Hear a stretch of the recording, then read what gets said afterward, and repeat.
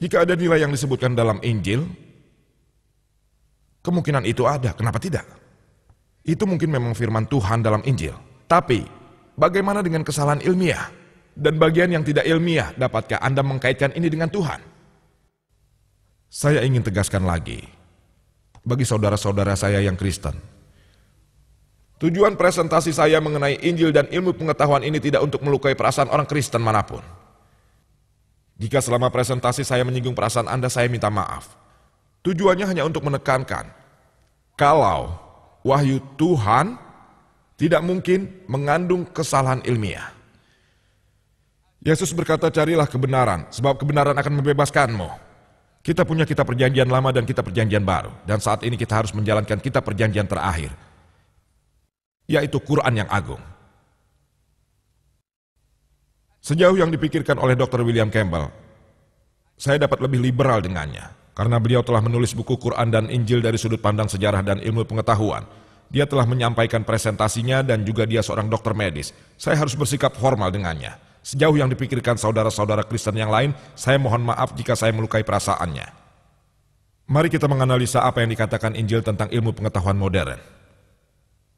Pertama, mari kita bahas astronomi. Injil mengatakan tentang penciptaan alam semesta. Awalnya, kitab ke-1, kitab Kejadian, bab ke-1 disebutkan, Tuhan yang Maha Besar menciptakan langit dan bumi dalam 6 hari, siang malam 24 jam.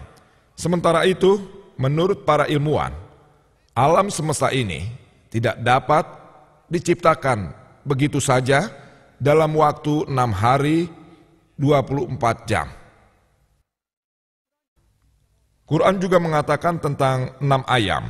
Bentuk tunggalnya adalah yaum, jamaknya ayam, yang dapat diartikan 1 hari 24 jam atau waktu yang sangat lama, 1 yaum, 1 masa. Para ilmuwan mengatakan kalau kami tidak keberatan menyetujui kalau alam semesta dapat diciptakan dalam 6 masa yang sangat panjang. Kedua, Injil mengatakan dalam kitab Kejadian 1 ayat 3 dan 1 ayat 5, cahaya diciptakan pada hari pertama. Kitab Kejadian 1 ayat 14-19, benda yang memancarkan cahaya, bintang, matahari, dan sebagainya diciptakan pada hari keempat. Bagaimana mungkin penyebab cahaya diciptakan pada hari keempat, sementara cahaya muncul pada hari pertama? Ini sangat tidak masuk akal. Lebih lanjut, kata Injil kitab Kejadian 1, ayat 9-13, bumi diciptakan pada hari ketiga. Bagaimana mungkin ada malam dan siang tanpa bumi? Hari didasarkan pada rotasi bumi. Tanpa diciptakannya bumi, bagaimana bisa ada siang dan malam? Poin nomor 4. Kitab Kejadian ke-1, ayat 14-19 mengatakan, di sana dikatakan bahwa matahari dan bulan diciptakan pada hari keempat. Saat ini ilmuwan mengatakan pada kita, bumi adalah bagian dari tata surya yang unsur utamanya matahari. Tidak mungkin bumi ada lebih dulu dari matahari. Hal ini tidak ilmiah. Poin kelima. Injil mengatakan dalam kitab Kejadian 1 ayat 11-13, tumbuhan, empon-empon, semak belukar, pohon, mereka ciptakan pada hari ketiga, dan matahari.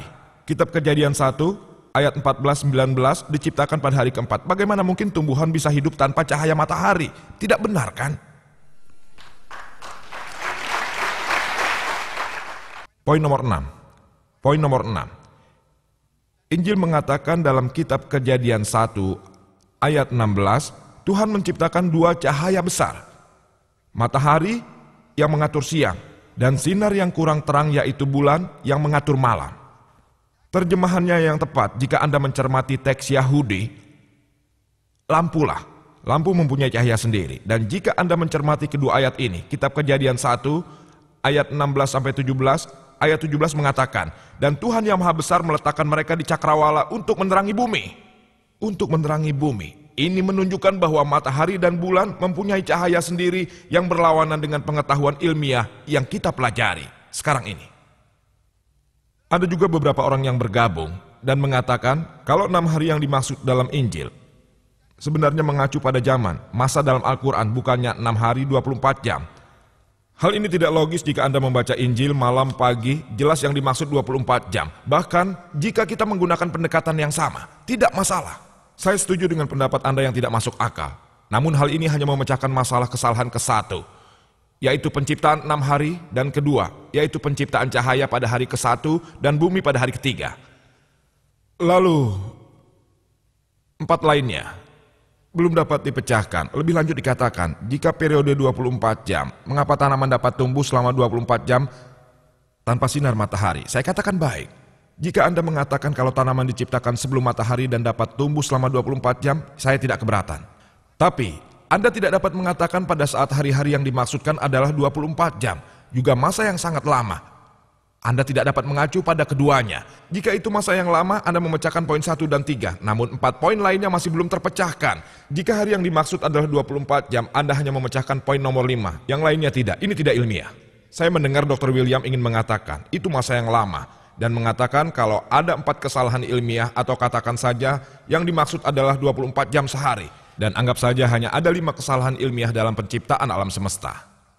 Mengenai konsep bumi, beberapa ilmuwan telah menjelaskan bagaimana dunia akan berakhir. Ada dugaan-dugaan, beberapa di antaranya mungkin benar. Tapi beberapa juga mungkin salah.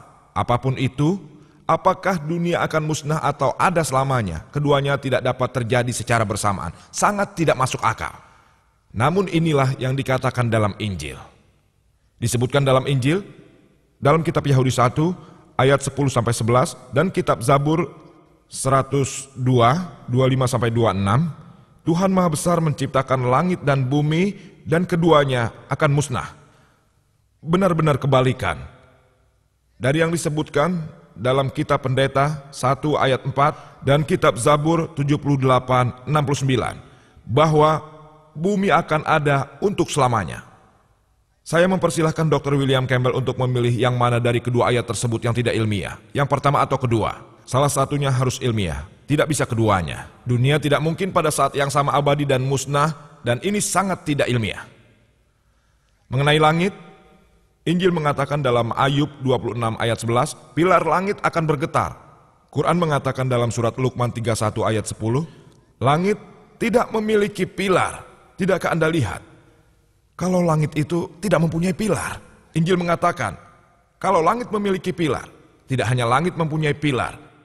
Injil mengatakan dalam kitab pertama Samuel 2 ayat 8, juga kitab Ayub 9 ayat 6, dan kitab Zabur 75 ayat 3, bahwa bumi punya pilar. Marilah kita analisa apa yang dikatakan Injil dalam hal diet dan nutrisi. Injil dalam kitab Kejadian 1 ayat 29, bahwa Tuhan telah memberimu tanaman yang menghasilkan biji, pohon yang menghasilkan buah. Biji itulah sebagai daging untukmu.